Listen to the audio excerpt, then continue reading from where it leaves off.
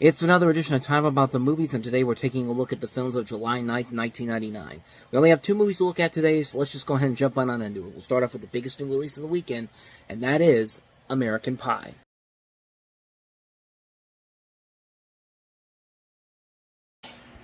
So American Pie is basically the story of 5 guys who go to this fictional high school, and they make a pact to lose their virginity before their high school graduation. So, in a way, this is kind of a return to form for the teen sex comedy, because, of course, it was very prevalent in the 80s, and then there was kind of a dry spell for much of the 90s. There was very few teen sex comedies out there that actually did prove to be successful, but this is the one that really broke the mold and eventually led into the next decade, where the R-rated comedy, especially the R-rated summer comedy, became the common theme. Every year you'd have a big blockbuster R-rated comedy, and that would later pave the way for people like Judd Apatow to get into the game, make his name known, among other things as well. And of course, this movie led to a number of young stars in this movie: Jason Biggs, Chris Klein, Allison Hannigan, Natasha Lyonne, Thomas Ian Nichols, Tara Reid, Mina Suvari, Eddie K. Thomas, Sean William Scott, Shannon Elizabeth. Even seasoned veterans from SCTV, Eugene Levy and Jennifer Coolidge, came out of this film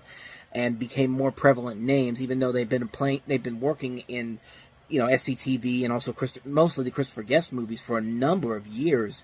But this was the film that kind of broke them into the mainstream, and eventually they went on to have successful careers. I mean, Eugene Levy's an Emmy Award-winning actor now for his work on Schitt's Creek, and Jennifer Coolidge has been an Emmy-winning actress as well, and has been in a number of shows as well, such as The White Lotus, most recently, and stuff like Two Broke Girls, and also the Legally Blonde movies, just to name a couple of things.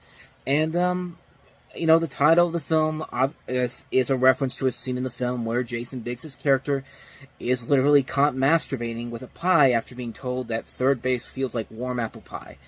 After that, he asks McDonald's or homemade. That's actually one of my favorite responses to a question like that. Like, I love how the Chris Klein's character basically tells Jason Biggs' character what sex is like, and it's just like warm apple pie, and then Jason Biggs just goes, McDonald's or homemade? That's one of those lines that doesn't really garner a whole lot of laughs, but it's one that I kind of chuckle at every time that happens. But he says that the writer, this Adam Hurst, also says the title also refers to the quest of losing one's virginity in high school, which is as American as apple pie. And the premise is not that clever. It's something that we've seen done over and over again, but like I said, this is the first time we've seen it work successfully since the 1980s. I mean, this is a film that really probably could not be made today because of how, how people can get so easily offended and how PC the world is getting, unfortunately. But they've tried to continue this in many different ways. They directed DVD spin-offs after the original series and ended.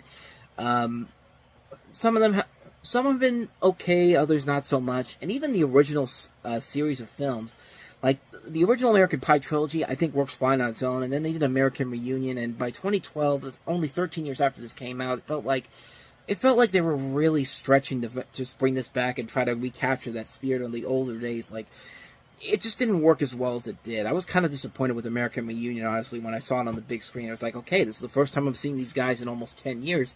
Let's see if they can capture that magic again, and not so much. I mean, this was a perfect time capsule for the late 90s. I think this is something that just works on so many levels. You can look at it nowadays and see, like, okay, this is what it used to be like back in the day. This is what it usually would take for something like this to actually get a good laugh and actually work off some really funny stuff in here. There's a lot of really funny stuff in this movie, and everybody in this movie works their parts very well. I really like a lot of the cast in this film. There's no person in here that I really hate, quite honestly. But it's very funny, it's very creative, it's very much a raunchy comedy, and a good raunchy comedy. It isn't a film it's a film that clearly knows what it's trying to do, and it knows how to do it well. Like, this is directed by Paul Weitz and Chris Weitz, who later become famed directors in their own rights. The two of them would make such films as Down to Earth, About a Boy, In Good Company, and then they kind of split apart again. And that's kind of where their careers kind of took a nosedive, because Paul Weitz went to do stuff like Cirque du Freak, The Vampire's Assistant, Little Fockers, some movies that were not that great per se. And Chris Weitz, he went on to become a writer mostly for stuff for Disney. Like he did write some decent stuff: Cinderella, Rogue One. I was gonna say the creator, but I haven't seen the creator yet, so I can't really say if that's good or not. But he also did infamous stuff like Pinocchio, and he was also one of the director of the Twilight Saga: New Moon. So, yeah, pretty much after In Good Company, their careers really took a nosedive overall. But once in a while, they still make some decent stuff. Chris Weitz has actually made a couple of films Paul Weitz actually, I should say, actually has made a couple of films I've liked. The Mission with Tina Fey and Paul Rudd, and then recently Kevin Hart's Fatherhood, which I thought was really good.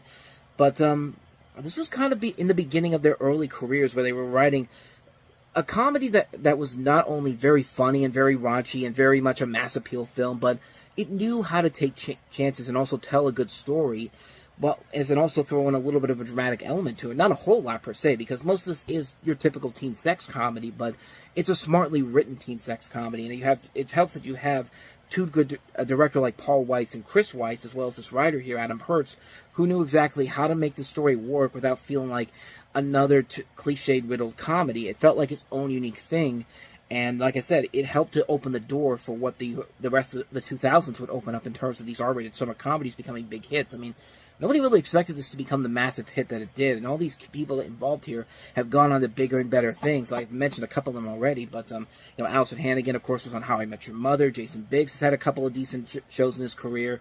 Seann William Scott had a good run for a number of years. Eddie K. Thomas is a prolific actor. Natasha Lyonne had that little bit of a lull after 2005, but she's really been coming into her own recently with some shows, like most recently Poker Face, and then the other show, Russian Doll, which is absolutely brilliant stuff. Orange is the New Black, of course, is another one. So these people have gone on to bigger and better things, and it started with this film here, and it's still a really funny movie. I was really amazed at how much this held up after almost 25 years. It's still really funny to me. It's a film that I could still go back to after all these years and still get a lot of good laughs out of it. It's a film that probably could not be made today, per se, but I think we are starting to see a little bit of an attempt to try to make that come back. No Hard Feelings, I think, was the first example of trying to bring this genre back, and I thought that worked very well. So maybe there is some future. Maybe there is a future for films like this again, but we'll wait to see what happens there. But in the meantime, I really liked American Pie. It's a film that still holds up to me after all these years. Can't recommend it enough. American Pie, really good film. So with that said, let's go ahead and move on to the last one we have here, and that is Arlington Road.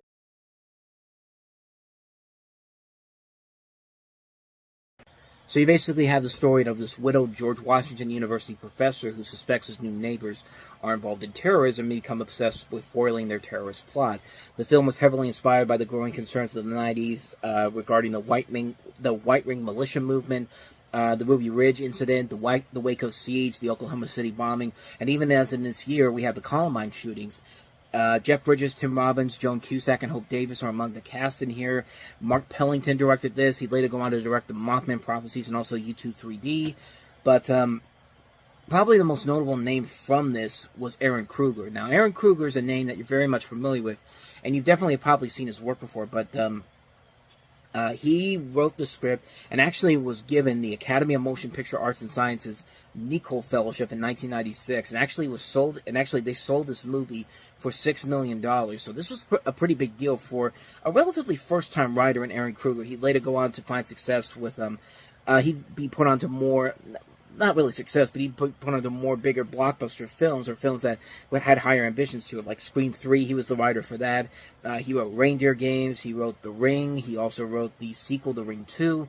He wrote The Skeleton Key, The Brothers Grimm, the Transformers movies, Revenge of the Fallen and Dark of the Moon, as well as Age of Extinction, Ghost in the Shell, Dumbo. He had probably easily his biggest success with Top Gun Maverick recently. He was one of the writers on that film, and he's also writing another film with that same director, Joseph Kosinski.